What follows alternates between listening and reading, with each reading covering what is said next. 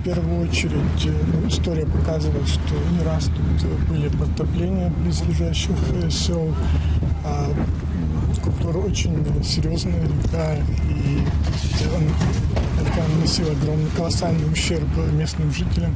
А работы проводятся с той целью, чтобы предотвратить возможность выхода и нанесения ущерба.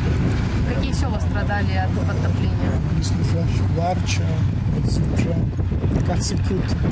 Ведутся работы по регулировке русла реки, выпрямления русла реки с целью избежать ее выхода из берегов и подтопления близлежащих сел.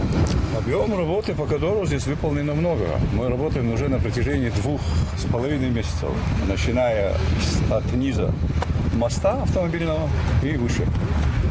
Конкретно который вас интересует, этот объем мы здесь проводим работы на протяжении месяца и 10 дней. Значит, приезжал к нам президент Республики Абхазия Аслан Георгиевич. Мы ему сдавали работу, ту, которую мы выполнили, он видел то, что мы там сделали. И с ним было согласовано. Значит, эта территория данная, которую мы сейчас делаем, она даже не осмеченная.